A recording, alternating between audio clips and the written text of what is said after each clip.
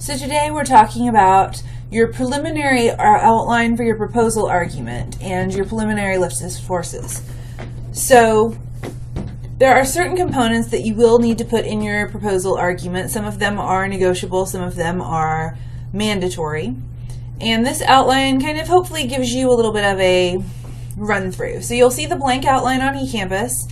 And here is a sample outline also provided to you that has been filled in to help you get an idea for what these different blanks mean.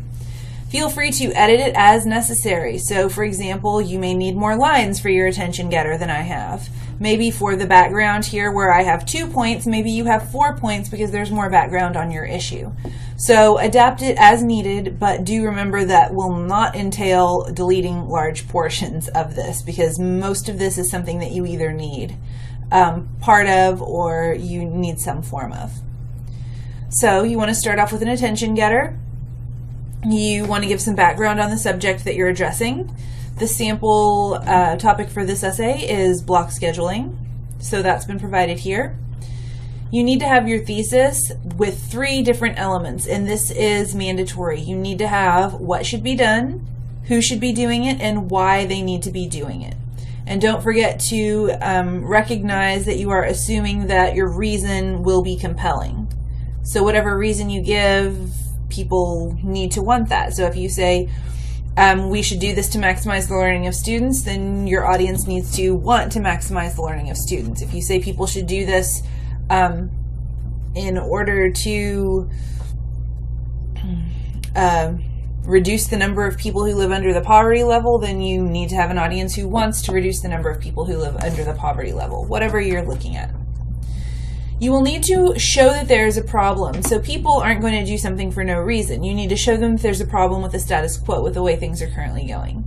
So one thing you want to do is identify the current problem. What is happening that is not ideal? What is not ideal about it?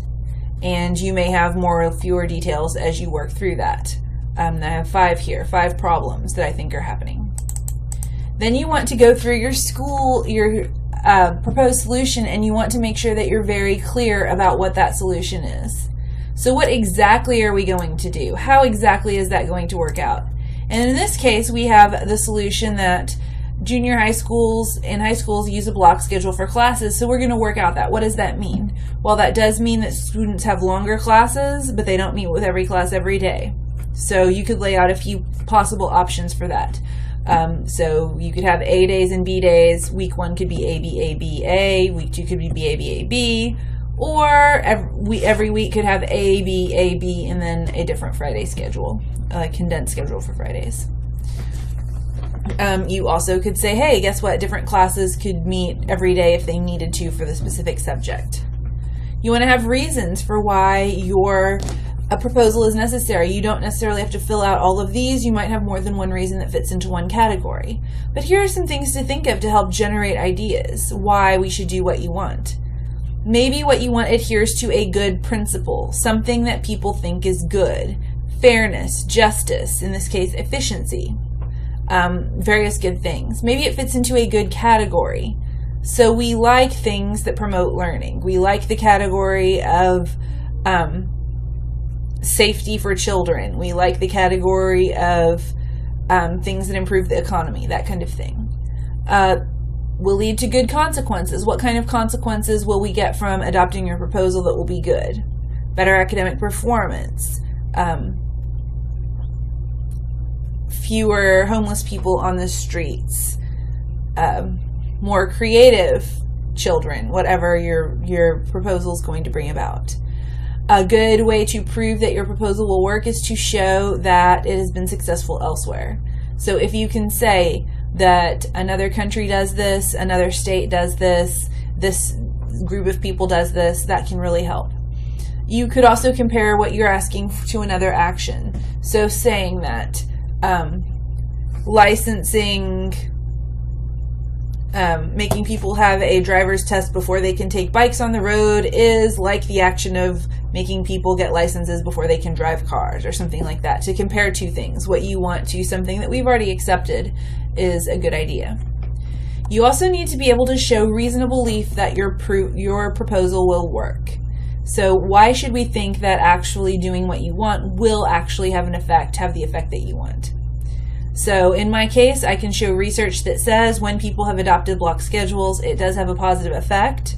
If you had experience that said, hey, when I took classes on a block schedule, it worked better for me, you can include that too. Obviously, you can't rely on your personal experience. You need to have outside experience too, or outside information. But you will need to have, why should we believe this will work? You also will have to include an opposing viewpoint. You have to have someone who disagrees with you. They might disagree with your claims, so your outright claim. So you say we should adopt a block schedule, they say we should not adopt a block schedule. They might disagree with your assumed motivation. So you might say a block schedule will help students learn better, and they say, we don't want students to learn better, or I guess in this case it would probably be students learn well enough. So they might disagree that the outcome that you propose is ideal. Also, you could have an opposing viewpoint that disagrees with one of your sub-points, so not just we should adopt a block schedule versus we should not adopt a block schedule, but one of your sub-points being perhaps block schedules allow for more flexibility. They may be saying block schedules have less flexibility, for example. You can also find someone who disagrees with you because they have an alternative proposal. So they may agree that we need to improve students' learning, but not that we should do it the way that you want to. So nobody's going to want longer class days. That's impractical. But we may have someone who says, instead of trying to give us longer time in each class, why don't we just try to make our instruction more efficient, for example. And of course, whatever you have, you need to give, you need to respond to that opposing viewpoint. So if they say that going to classes on different days will be confusing, you explain why it's not going to be too confusing. If they say that students have too short of an attention span, you say having longer classes will help them grow their attention spans, etc. If they say we should have more efficient instruction instead of longer periods, say why not have more efficient and longer instruction so we get both. Those are all some options, and there's a separate lecture on counter arguments that goes into much greater detail as to how to both identify counter arguments, how to argue against them, and where to incorporate them in your essay. You will need a conclusion. It will need to restate your thesis sentence. You do want to go out to the big picture. What's the big picture? So in this case, we could say the big picture is that schools have the purpose of preparing students for their lives, so we need to make that foundation firm. You want to have a call to action. Why should people do something? So in this case, we have a continual battle that we can't get complacent about. That could be something you could say. There are a lot of different options for what you can do. And again, we have a PowerPoint, or not a PowerPoint, we have a lecture on introductions and one on conclusions that can help you learn strategies. You want your argument to be memorable. How can you do that? Those are all things that you put in your conclusion. So like I said, edit these blanks, rearrange them to fit your particular argument the way that you need to. There's also a space for a source list. Keep in mind that you are asked to use a specific variety of sources for this project. You will need to use at least one book or ebook. You may use more than one book or ebook if you wish. You need to use at least 2 academic journal articles, but you may use more academic journal articles if you want to do that. So there are 2 listed here. You also can, there's 3 listed here. You also need to use general sources. Most students find these more friendly. They do have their limits, as we do when we talk about sources, what their limitations are. But if you want to use general sources, you can use 2 general sources. A general source is anything that is not a book or an ebook. And lastly, you do need to be using an opposing viewpoint.